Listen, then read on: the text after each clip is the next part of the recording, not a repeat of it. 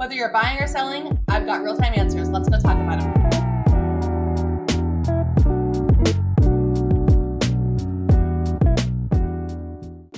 Hi, I'm Shannon Torville, a licensed Salem, Oregon real estate agent, and this channel is here to help first-time home buyers, sellers, and those looking to relocate to the Willamette Valley feel more prepared, less overwhelmed, and just I'm here to help. I'm here to educate.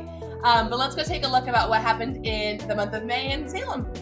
Okay, so if you've been in my channel for a minute, you understand that I am not a great numbers girl. Do I love numbers? Yes. Do numbers love my brain to keep in their memory? No. So full disclosure, I have my laptop under this screen and I'm going to be looking down to give you all the numbers because I don't want to make sure I give you the right numbers, the feedback, all the things, so you feel monumentally prepared to take on this market here in June 2025. So these numbers are what happened in the Willamette Valley in May 2025. I focused just solely on Salem, but if you are outside the Salem area and you're in Oregon, I mean, I can't do other states, but if you're looking outside of Salem, you want to know what's happening in your market, feel free to leave me a comment, reach out, message me, email me, call me, carrier pigeon me, whatever works, get a hold of me. And I can make one of these videos personalized just for you in your neighborhood so you have a better understanding of what's happening. Even if you're not ready to buy or sell, just let me know and I can send one of these out to you. So what the numbers are telling us for May 2025 in Salem. The median sales price was $449,972, so basically $450. And that's up 2.3% over April, which means prices are inching up just a little bit as buyer activity picks up because it's summer. We're starting to roll into summer, and that's always busy months in real estate because a lot of times when kids get out of school, not that every buyer or seller is a parent, but as kids get out of school, now is the time to make moves and shifts and changes because you can kind of reestablish yourself before kids get back into school. There were 170 homes sold, so deals that closed in May in Salem, which means that's up 4.3% over April, which means more people are jumping in and it's driving demand higher, which is good if you're a seller. So days on market was 50 days, which was down 12.3% from April, which means houses are starting to move a little bit faster and not sit on the market as long. List price received was 102%, so 100.2. So list price plus a bit above. So that's an increase of 0.6%, which means in April we were not getting 100% list price. And so on average, sellers are getting a little bit more what they're asking for.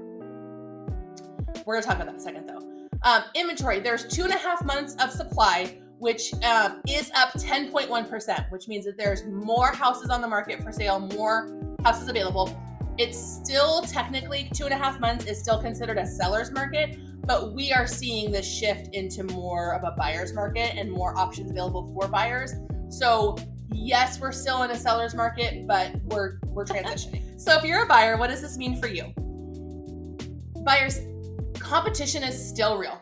It may not be 2020 real, where there's 30 offers and you're having to waive all these things and not actually get to see the house before you actually buy it. That's not happening. However, if you're looking under that 450 price point, in Salem, expect that homes are going to move faster and sellers are going to hold more firm on price. There is slightly more inventory and homes are still averaging 50 days on market. So that means that there's opportunities, especially if you're pre-approved and you're ready to move. You have that advantage because you're ready to, if something hits the market, you're ready to view it, walk in, and good to go. One of my little mini tips for this, if you are just joining the real estate market in May and you're trying to get an understanding of what's happening, is if you go look at homes that have been sitting for 20-ish days, 15 to 20 days is probably a good number.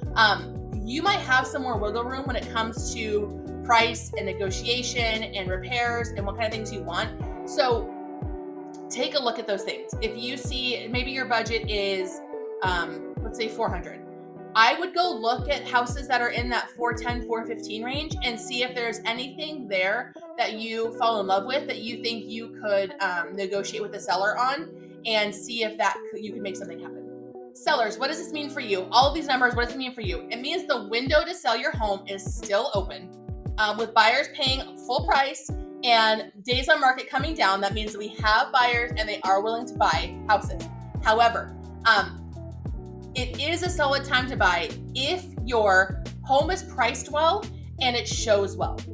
If your home is overpriced or your home is cluttered and needs a lot of obvious repairs, this is not the time to sell your house. So the bottom line of this whole thing, this May data shows that it's still a confident market. Buyers are still active, sellers are still in control, but the edge is starting to soften. Whether you're buying or selling, it's less about timing the market perfectly and more about having the right strategy from the very beginning.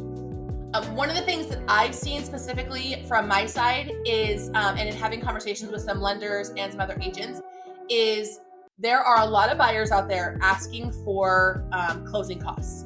We're seeing that a ton. Some of those things are used for rate buy downs. So if they're trying to buy down their rate from, I think it was 6.8 this morning, or like Friday when I checked, and trying to buy down from that, or they are using it for repairs and upgrades that the house needs that they feel are important. They're able to take that money and basically it's cash in their pocket to have that available to them. Or maybe they're just asking to ask because it's available and it's there. So that's one thing to keep in mind when you are thinking about a seller net sheet when you're selling your house, is factoring in that a lot of buyers are asking for that, and what does that look like for your bottom line. You're a buyer, also understand if you're working with an agent right now and they're not talking to you about closing costs and what you can and cannot get, find someone who will. If you're sitting on the fence, don't stay stuck in analysis paralysis. Stop Googling, keep watching my videos, but just talk it through. Talk it through with a real estate expert, whether it's me, whether it's another JMG agent outside of Oregon. Just talk it through, get the facts, so you can make an educated decision on whether or not moving forward now, in a year, in 10 years makes sense for you. As always, I would love if you like and subscribe to this video, and I will see you on the next one.